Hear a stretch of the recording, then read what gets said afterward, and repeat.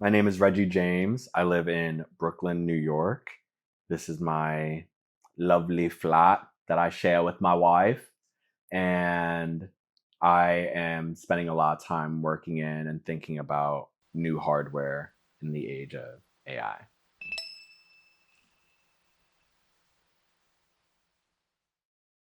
I'm wearing full Issei and then my like Muji little house slippers. Typically, I like to be barefoot, but I'm also very self conscious about my toes. I love this like Vitsuri biker. I don't even cycle really. I mean, I city bike, but that's not the same. But yeah, and then this is actually my wedding suit. I haven't worn this since then. I've worn the pants as like a suit separate, but I haven't worn like the full suit again yet. It is Runway Dior, which sent me back a bit. But yeah, I'm not like a Dior head. I really love Margiela. I'm definitely a Margiela head. Lately, I've been going back to my first true love, Ralph. Dude, again, like we're talking, like Return of the '80s, man. Like, are you American? You want to Mm. prove it? And I think Ralph is sort of like the creative director of the United States in a lot of ways. You know, like all like our Olympic uniforms, like that's always Ralph. U.S. Open tennis, like Mm-hmm. that's Ralph. I just think there's so many things that are like, this is an American event, or like this is America in the world. People wear Ralph. And I don't think that's a coincidence. One of the main inspirations is Naoto Fukasawa.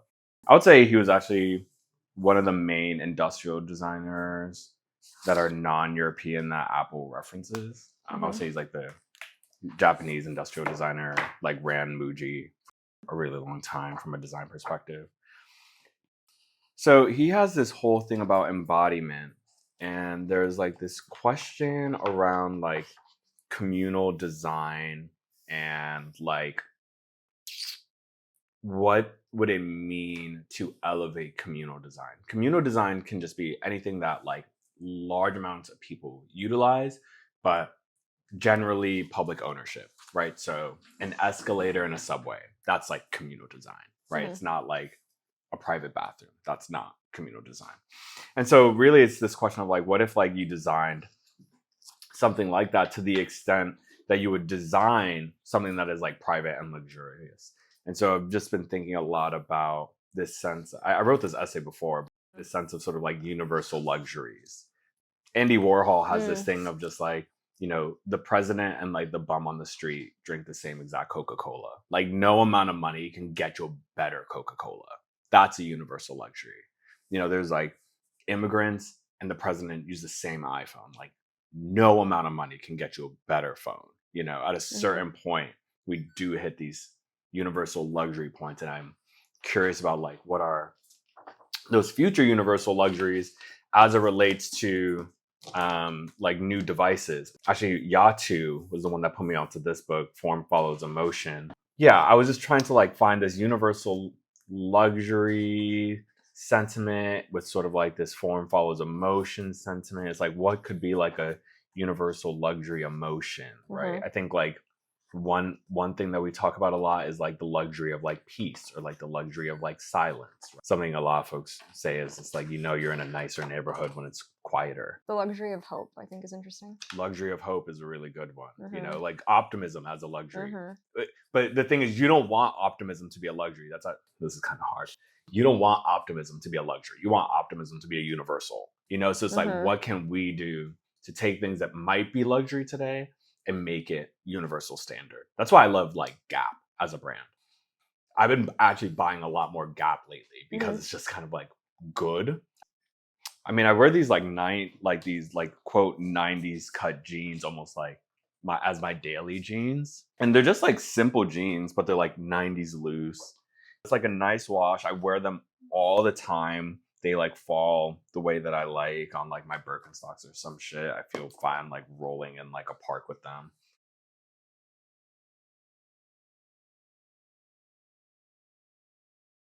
You know, it's what's funny is Evie has shaped actually a lot of my general trajectories, like with like what I'm attracted to, or even like what I do. Like before I even thought about tech, I was just like a frustrated finance boy, and she's the one that got me into tech.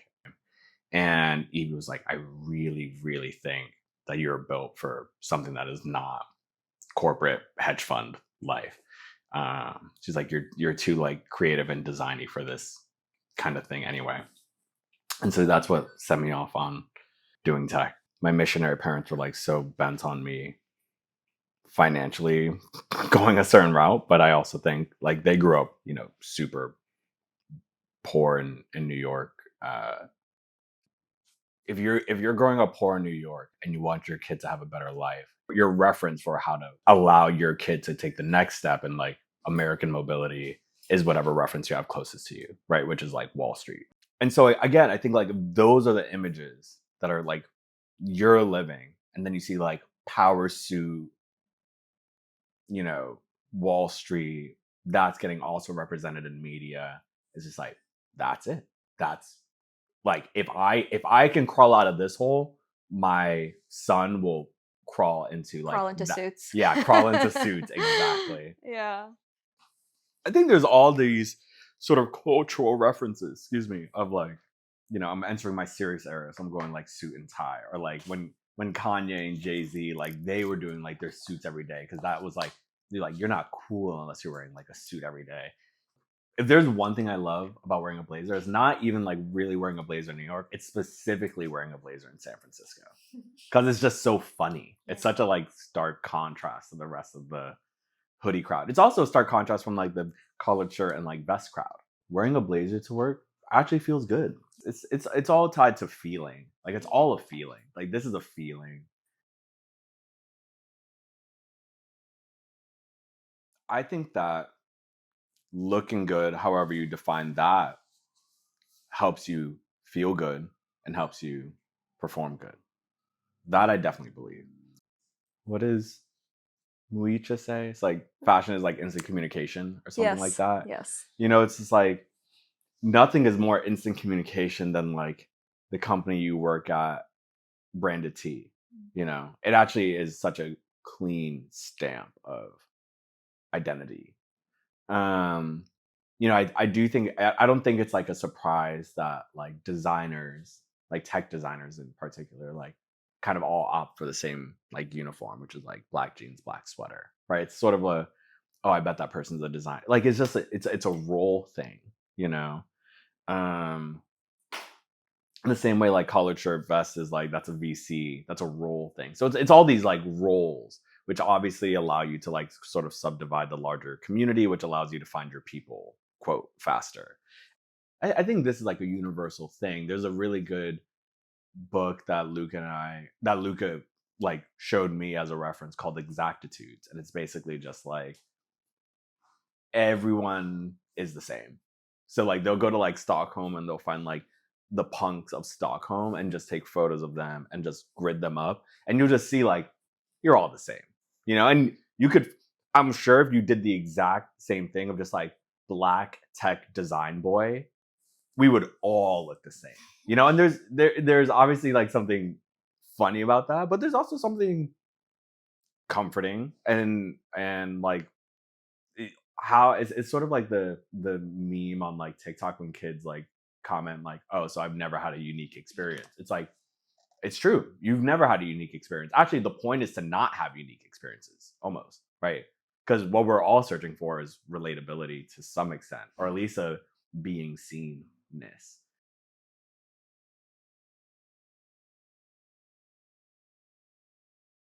So Freddie and Zurus, like a sensei, like real mentor man. He has this whole theory on like whatever was going on when you were 10, like what you were doing, what was going on around you culturally, like that really shapes everything you do professionally and kind of like socially in life. And funny enough, Jesper, the founder of Teenage Engineering, when I was interviewing him, said the exact same thing. And I was just like, whoa, okay, these two people I really respect, like, have the exact same theory on like what it means to be 10 and like what that time period means. So then I started being like, okay, I was 10 in 2005. What does that sort of like sling of 2005 into 2006 represent for me? And I was like, okay, well, I was obsessed with my PSP, which one of the best devices Sony ever made. That's when my parents moved us to Zambia for like our main missions trip. All this happened when I was 10 slash like turning 11. I was like, huh, this is really interesting. This is like everything that like being very missionary minded over like mercenary minded. It's like I could trace that back to being like 10 slash 11. Um, Early 2000s, sort of like hip hop and like dance music, which is what I primarily like DJ. I could trace that back to being like 10 slash 11. Um, Love of like kids and being introduced, because my brother and I are only a year apart, basically. So like we very much grew up together. But my sister, we have an 11-year age gap, which is obviously big. But like I think that is also like my love for kids, just as a like category of like optimism. So that's one thesis of just like your first decade, like the end of your first decade, meaning something very much for the rest of the things that you do in life, and what you're attracted to do. I don't know. I really like time period pieces, and I really like character studies when it comes to like TVs and movies. So like my favorite show is Mad Men, which gives you like the 60s in such a beautiful collage of sort of like. So yeah, I think you could just learn a lot when looking at least from an American standpoint, each decade as like the standalone thing. So the reason I really dig the 70s is because it's like you're getting out of the sort of hippie optimism of the 60s, because the 60s is sort of like a crash out decade, right? It's like you have all this optimism, but JFK gets his head blown off. But then we also do get like landing on the moon, right? So it's like all of these tensions. It's like um we have all of these sort of advancements around like networking and TV and sort of like American consumerism, but that's coupled with sending folks to Vietnam. I also think the 60s really puts the American psyche in full display, because you also get sort of real conspiracy theory, right? Because like, okay, sure, a president gets assassinated, like we've had that happen before, but then it's like then his murderer gets shot on like live TV, and then his brother gets shot on live TV, and it's just like, yo, what is good? And I think when you take the 60s and everything that happens, I think you could just, that line just gets fatter and fatter. And that's what the American psyche is. It's like constant conspiracy, constant sort of questioning of like what's going on. And you tie that to sort of like the rights of like having a voice and all these things, which also the 60s represents, like artists being political. That's such a 60s thing. So now I'm like really out here. And so the 70s is interesting to me because like it's sort of like the collapse of all that in real time, right? So in Hypernormalization, which is a documentary by Adam Curtis, like he talks about how like the 60s are defined by like really artists being like, we can shape things politically. And then the 70s turns into this sort of like cool detachment from changing things, and sort of this refocusing on like the self as a change agent. So it's not we can go out and change all these things. It's like actually we need a revolution internally. And if enough people participate in the revolution internally, then these external things will change. Change the self, change the world. Which is very different than like change the world through like collective action, blah, blah, blah, blah, blah. And that, yeah, I don't know. The 70s are just so cool in that way. Like I bought this whole stack of books that I haven't worked through yet on the other side. And it's like basically going through like Esalen and like all of this sort of like uh psychological trends of the 60s and 70s.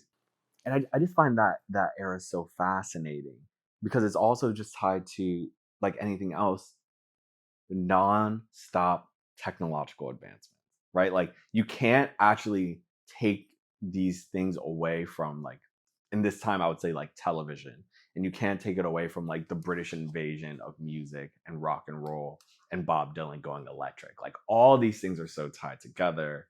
um And then you fast forward, let's just say we fast forward through the 70s and we get to the 80s, and it's just like now we're just somewhere totally different. It's like you have a lot of mature technology, so now we're just playing with forms, right? It's like we're playing with forms and we get the birth of CNN, right? 24-hour news cycle, which really is the precursor to how we're going to feel with the internet. And that's why CNN felt so crazy. We also get MTV.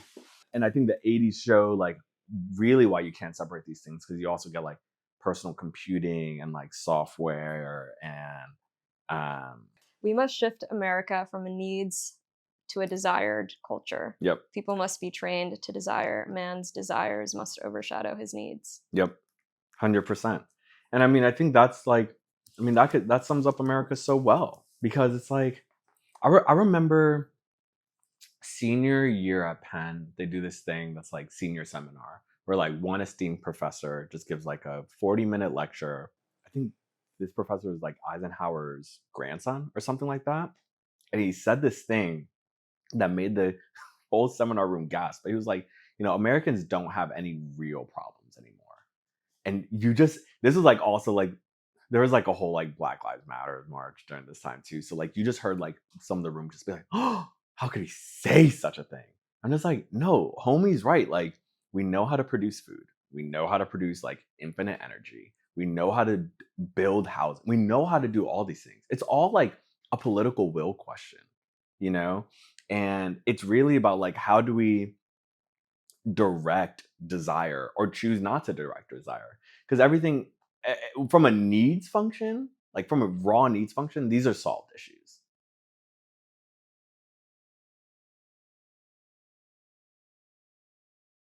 Like, and this goes back to like kind of where we started, right? Which is like, I feel a certain way when I choose to like dress issy down, and the type of work I sort of focus on in a day shifts dramatically. I think like to the pace layering thing, the squiggly line of fashion, if you sort of to use like a Timothy Leary thing, is like if you like drop out of that, then you get to drop into other layers more smoothly, maybe. So it's like, I'm gonna drop out of this fashion layer because it's not maybe doing much for me, and I'm gonna drop into like the infrastructure layer, right? Which I think a lot of Silicon Valley people probably would like subscribe to. And yeah, I think the ways we choose to drop out so that we could free up internal compute to drop into other places, I think really is the only way to sort of like cut through the noise. And I think uniforms do a lot for that. I've always liked having multiple personas. I've always been like having 7 Tumblrs, having 5 Instagrams, I used to have like so many Twitter accounts. Like I had one that was called Founders Fund intern for a while, and I would just tweet as if I was like a cracked out Founders Fund intern, like going into meetings. That was a really fun one. But I think what it allows you, when you play with persona, you get to play with how you view the world. And I think that uniforms can make the world a little static, because you are like clearly trying to check into a different flow consistently, because uniforms are about consistency, and so you're trying to get like this sort of like smooth line of growth somewhere. I think like playing with persona and like actually having really separated personas allow you to lean into like, no, today I'm going to view the world like this. And what you sort of extract from going out into the world and playing like that, and then pull into like the central sort of like memory of yourself, or like some central hub of yourself. I think that's like a really underexplored thing.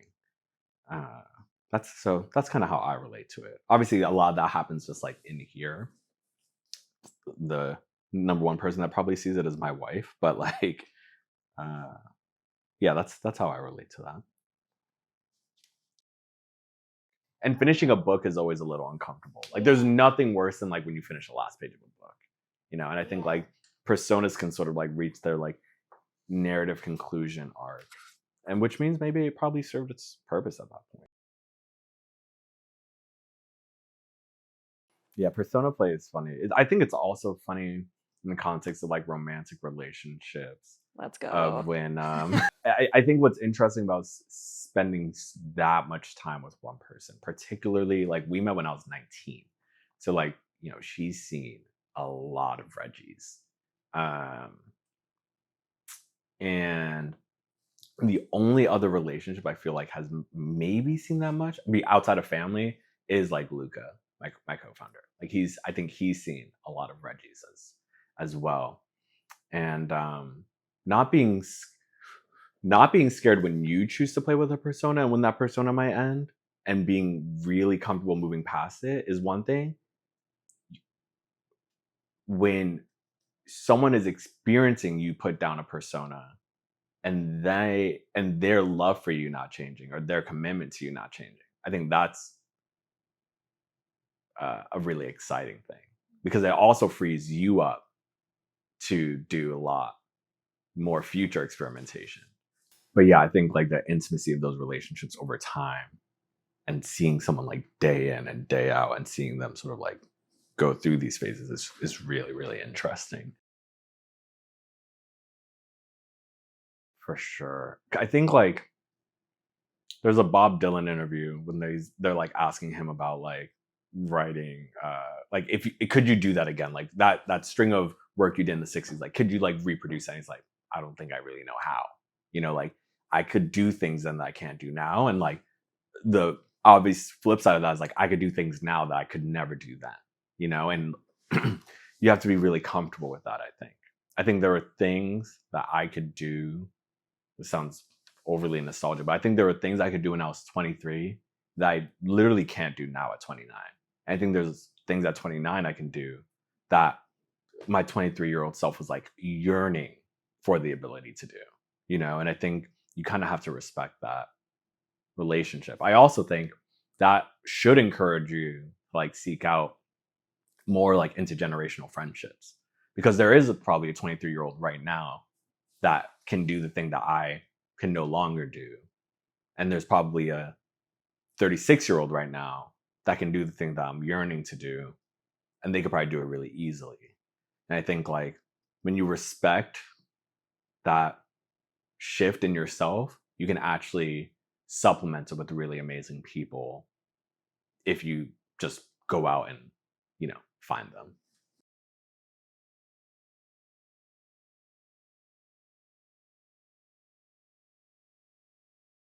Fascist? Yeah, you know how like aesthetics are kind of fascist? 'Cause fascism is all about conformity and That's funny. Is design structurally fascist? I would like to think it's not. I think like I mean, just to like go back to like the Naoto Fukasawa book, is like design is a realization of values. And I take that very seriously, because I think what that means is that it exists both a layer before and a layer after the actual dictation of the value itself. So like, is design fascist? No. Can design be fascist? 1000%. Wow. Do you feel like you're losing your edge? I think this goes back to the thing of like, there are things I could do at 23 that I can't do now. There's things I can do now that I couldn't do at 23. I don't think I'm losing my edge. I do think that the edge has moved. So I do feel like when I'm in San Francisco, I have a sort of rebirth of like the edge that I like to feel. And I feel like when I'm in New York, I don't have that around a very specific set of ideas around technology. I think like when it comes to brand or aesthetic or whatever, I actually feel like I'm getting better at that like every day. That I'm thinking at the ends of my ability. I think like for me, like aesthetics and brand and storytelling, that's very much at like the center of my ability. And that center of my ability is, you know, tends to be the edge for a lot of other people, and that's why I'm able to like turn that into work, right? I wrote this essay a while ago called like the center for me, but maybe the edge for you. And it was basically about like when you discover a scene that becomes like part of your scene, but when you show it to someone else, they're like, this is so beyond anything that I experienced. I think in the same way, like the most recent trip to San Francisco, I saw things and felt things where I was just like, oh, this is an edge for me. And it's the center for a lot of these people. Like, this is just their daily lived reality. And to go back to desires versus needs, I started desiring that very deeply. I don't think I necessarily need that to be like a good or fulfilled person, but I desire it very deeply.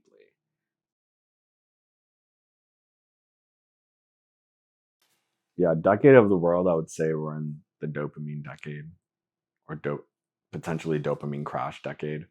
I think dopamine, similar to caffeine, is like a drug that we sort of decided is going to be fully unregulated. I say this as a full caffeine addict. I think decade for myself.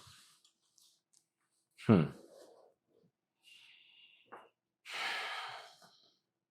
would like to think of it as like a refining decade. Like I want to really be refined. And I don't mean that like from a posh London sense. I mean that from like a spiritual sense. Like we found like this church in New York that has really been refining like our spiritual practice, which has been very enjoyable. Obviously, I got married. Eternal was sold.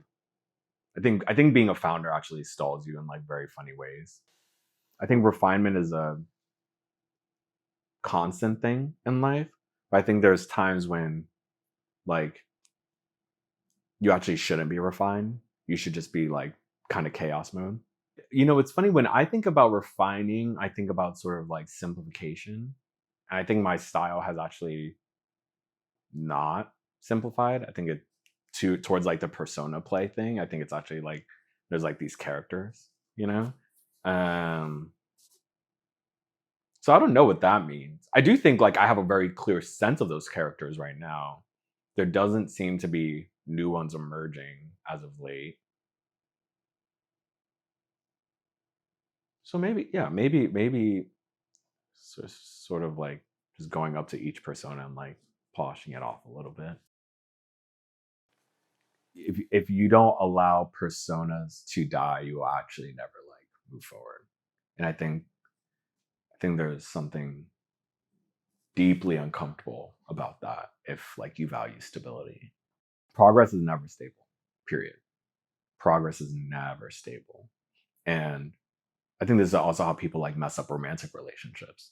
They view romantic relationships as like some sort of stable force in an otherwise chaotic life. But it's just like, no, your romantic relationship is going to go through periods of instability so that it can like get to like the next like arc. Um, that's actually important to like internalize, or else you're just gonna be in something that is in decline while the world changes around you. Totally. That doesn't work. There's a line in Meditations by Marcus Aurelius. It's like, take comfort in the love of your friends. I remember reading that at 22 and like sobbing, because I think naturally when you're young, you have very wavering degrees of like self-confidence or security. And you know, I think I've been reminded of that recently because I was just sort of like experiencing a sense of like my friends that are like my real friends, they love me and they see the qualities that I wish to exhibit, and they also sort of like correct me gently like when they see me not living up to those standards.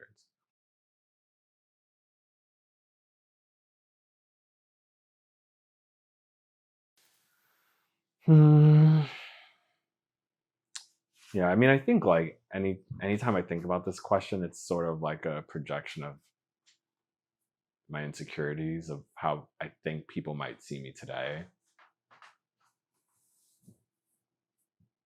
I think that there are certain hidden things that I do that people don't know about, and I don't care to like broadcast them.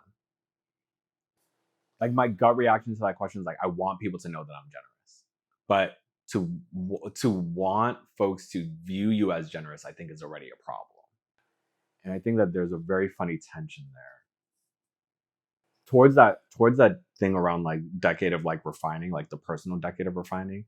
I think part of what makes refining such a hard challenge is that perception has to actually be very singular to what you're trying to refine towards.